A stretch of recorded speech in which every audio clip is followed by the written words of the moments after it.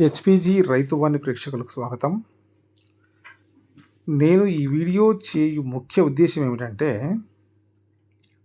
Social మీడియాలో, వార్తాపత్రికల్లో, పత్రికల్లో, టీవీల్లో మనిషికి ఏ ఆహారం మంచిదో, ఏ ఆహారం మంచిది కాదో అనే విషయంపై చాలా కార్యక్రమాలు చూశాను. ఒక్కో వ్యక్తి ఒక్కో విధంగా ఆహార పదార్థాల వాడకంపై ప్రసంగాలు చేస్తున్నారు. ఇన్ని విషయాలు విన్న తర్వాత ఎవరి మాటలు నమ్మాలో, ఎవరి మాటలు నమ్మకూడదో తేల్చుకోలేక ప్రజలు గందరగోళంలో ఉన్నారు. ఈ భూమి మీద మొదటి ఆది మానవుడు గడ్డి విత్తనాలు, ఆకులు, అలములు, కాయలు, పండ్లు, దుంపలు తిని జీవించారు. వర్షాభావ పరిస్థితుల్లో పచ్చదనం అంతరించిపోయినప్పుడు మట్టి, చెట్టు బెరడులు కూడా తిని కడుపు నింపుకున్నారు. కరువు కాటకాల నుండి, ఆకలి బాధలను తప్పించుకున్నటకు చుట్టూ ఉన్న పక్షులు, చిన్న జంతువులను వేటాడి ఆకలి తీర్చుకోవడం నేర్చుకున్నాడు. అలా మాంసాహారానికి అలవాటు పడ్డాడు. మీరు మానవ జీర్ణ వ్యవస్థను ఒకసారి గమనించినట్లయితే అది శాకాహార జంతువుల జీర్ణ వ్యవస్థను పోలి ఉంటుంది. ఉదాహరణకు కోతులు, ఆవులు, మేకలు మొదలగునవి. మీరు మాంసాహార జంతువుల జీర్ణ వ్యవస్థను గమనించినట్లయితే వాటి జీర్ణ వ్యవస్థ చాలా కురచగా, పొట్టిగా ఉంటుంది. ఉదాహరణకు పులి, సింహం, కుక్క, నక్క లాంటివి. ఈ రెండింటిని గమనించినట్లయితే మానవ జీర్ణ వ్యవస్థ శాకాహార కోవకు చెందినదిగా మనకు అర్థమవుతుంది. కాబట్టి మానవులకు శాకాహారం ఉత్తమం అని అనుకోవచ్చు. అలవాటు పడ్డారు కాబట్టి మాంసాహారం మితంగా తినవచ్చు. అప్పుడప్పుడు అవి కూడా సహజ సిద్ధంగా పెరిగిన నాటు వెరైటీ లాంటివి, అంటే మన దేశవాళీ నాటు కోళ్ళు లేదా మేకలు, గొర్రె పొట్టేళ్ళు లాంటివి. కానీ నేడు మన దేశంలో పౌల్ట్రీ రంగము విపరీతంగా అభివృద్ధి చెందింది. పౌల్ట్రీ ఫార్మ్స్లో పెంచేటువంటి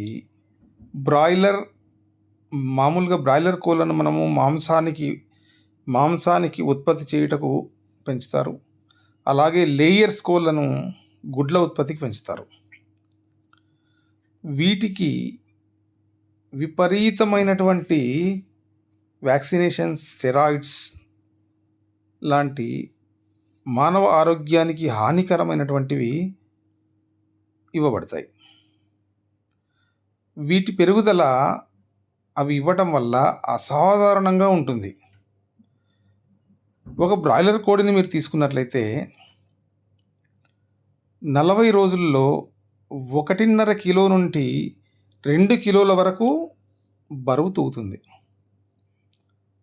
అదే ఒక నాటుకోడి 6 నెలలకు గాను కిలో నుంచి కిలోన్నర కూడా పెరగదు. ఇలా అబ్నార్మల్గా వృద్ధి చెందేటువంటి పదార్థాలను సేవనం చేయడం వలన, దాంతోపాటు ఈ స్టెరాయిడ్స్, వ్యాక్సినేషన్స్, రకరకాల కెమికల్స్ను వాటికి అందించడం వల్ల మానవ ఆరోగ్యం అనేది ప్రమాదంలో పడిపోయింది ఈ రోజుల్లో. మీరు ఇంకొకటి గమనించినట్లయితే ఈ జీన్ మోడిఫైడ్ చేసినటువంటి ఆహార పదార్థాలు తినడం వల్ల ముఖ్యంగా చిన్నపిల్లల్లో, ఆడపిల్లల్లో ముఖ్యంగా 10 సంవత్సరాల లోపలే పెద్దవారు అవుతున్నారు వాళ్ళు.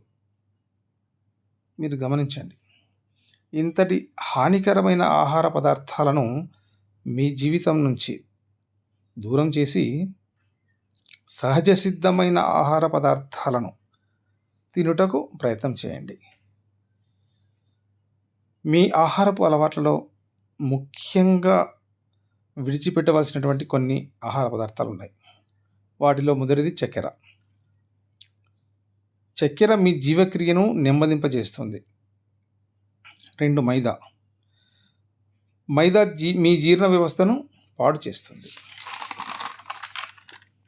3 అన్ని ప్రాసెస్ చేసిన మరియు ప్యాకేజింగ్ చేసిన ఆహార పదార్థాలు మరియు పానీయాలు హానికరం. ఎందుకంటే వీటిలో పాడవకుండా ఉండడం కొరకు ప్రిజర్వేటివ్స్ మరియు ఫుడ్ కలర్స్ కలుపుతారు. కొన్ని రకాల కెమికల్స్ కూడా కలుపుతారు పాడవకుండా. ఇవన్నీ క్యాన్సర్ కారకాలు. డైరీ ఉత్పత్తులు కూడా ఆరోగ్యానికి అంత మంచిది కాదు. ఏ ఆహారమైనా సాధ్యమైనంత వరకు తాజాగా ఉన్నవి తీసుకోవటం ఆరోగ్యానికి ఉత్తమం. ఇంకొకటి పౌష్టికాహారం, సమతులాహారం. మనం అనుకుంటాం పౌష్టికాహారం, సమతులాహారం 2 ఒకటే అని.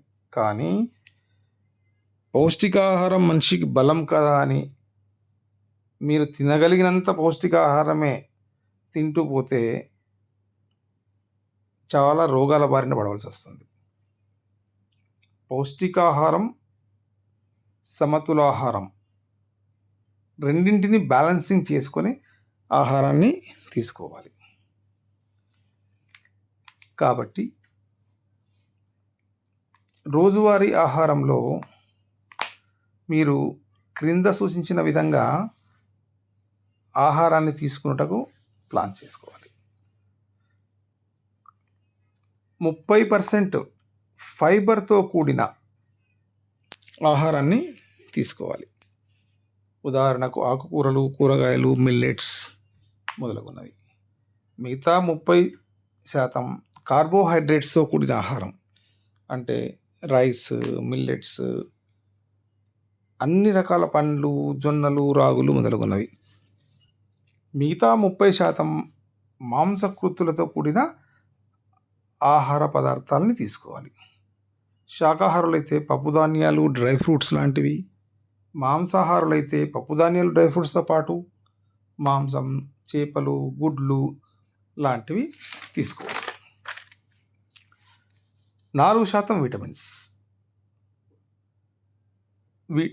పండ్లు, ఆకుకూరలు, అన్ని సహజాహార పదార్థాల్లో విటమిన్స్ లభిస్తాయి. 4% కొవ్వు పదార్థాలు. ఇవి నూనెలు, నెయ్యి, విత్తనాలు మొదలగునవి. 2% మినరల్స్. అన్ని రకాల ఆహార పదార్థాల నుండి అవే సమకూరుతాయి. మనం ఎలాగూ మన రుచికి తగ్గట్టు ఉప్పు వాడతాం కాబట్టి అది కూడా దాంట్లో సరిపోతుంది. ఈ ఆహారాన్ని ఎలా తీసుకోవాలంటే ఉదయం 12 గంటల లోపు మీరు తినవలసిన ఆహారంలో 50% తినేయాలి. మధ్యాహ్నం 2 లోపు మిగతా 30%, సాయంత్రం సూర్యాస్తమయం లోపు మిగతా 20% పూర్తి చేయాలి. ఇది మానవులు ఆహారం తీసుకునే పద్ధతి. మీ ప్రాంతంలో లభించే సహసిద్ధ ఆకుకూరలు, కూరగాయలు, పండ్లు సమయానుసారంగా తింటుండాలి. రోజుకు 3 నుండి 4 లీటర్ల నీరు తీసుకోండి. కాలానుసారంగా లభించేటువంటి సీజనల్ ఫ్రూట్స్ని మీరు మిస్ చేసుకోవద్దు.